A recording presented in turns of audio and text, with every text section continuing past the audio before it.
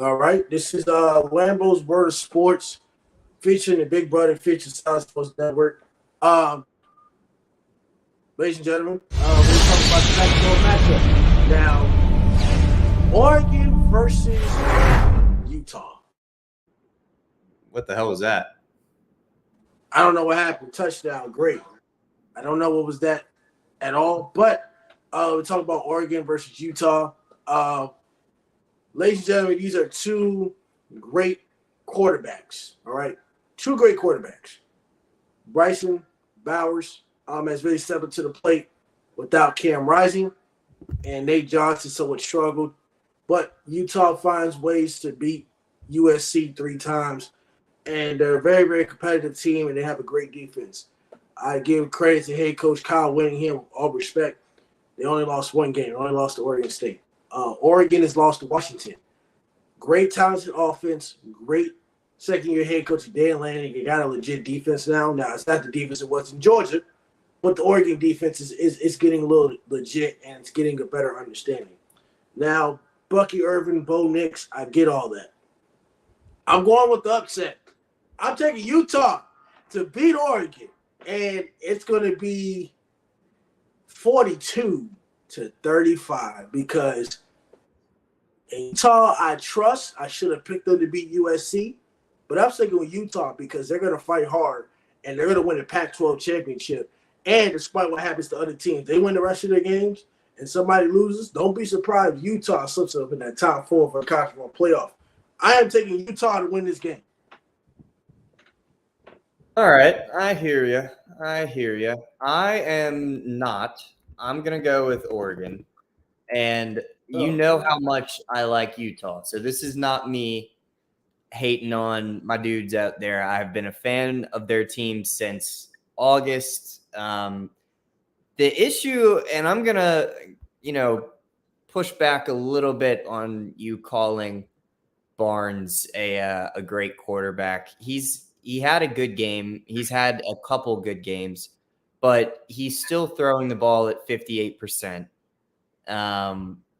He doesn't, there's not many air yards underneath his balls, which is fine. You don't need to be chucking it down the field all the time, but the offense, I think, is kind of limited just because he's not the most accurate thrower. 4 touchdowns to 3 picks.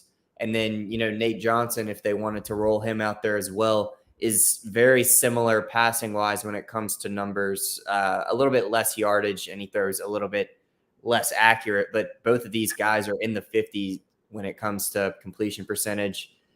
Johnson hasn't turned the ball over in the air, but I think he's not the superior thrower of the duo. They have a pretty good running game.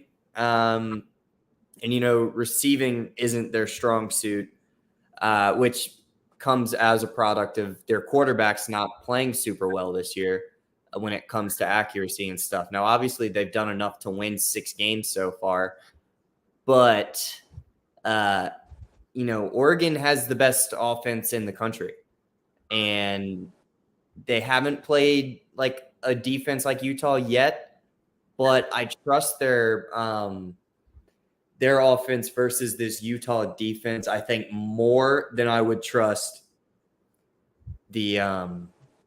I trust the Oregon pass defense, like you mentioned. The defense has gotten better.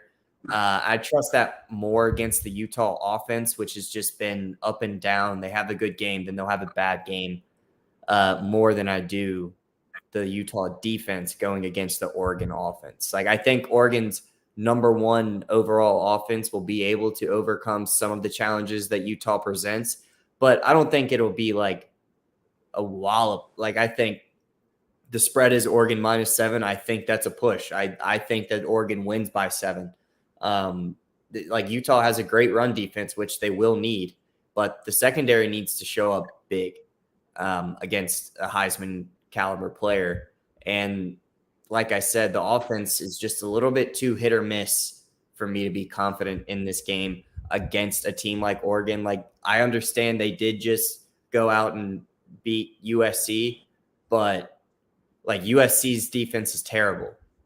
They can't make tackles, all this stuff. And we've seen this Oregon defense just dismantle one of the best quarterbacks and passing offenses in the country when it comes to Colorado and Shedeur. So, I mean, who are you taking, Shedeur or Barnes? Give me Shedeur 10 days out of 10. You know, like I'm taking him every single day. And Oregon shut them down.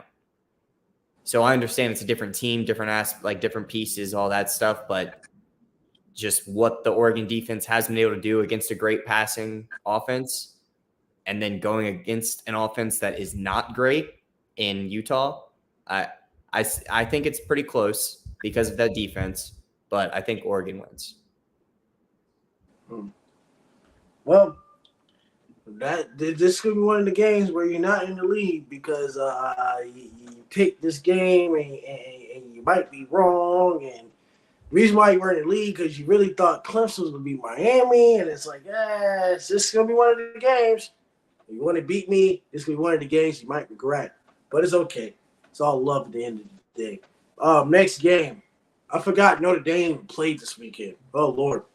Notre Dame and Tech were both on bye weeks last week. I totally forgot about Notre Dame. Notre Dame plays Pittsburgh, so that'll be the game we will look at.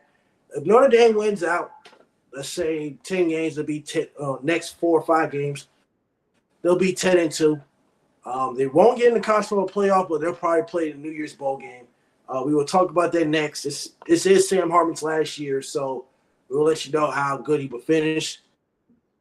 Like, comment, subscribe to Total Pole Nation. Get the merch at TotalPoleNation.com. This is Lambo Sports. We'll catch you later. Adios. Have a great night.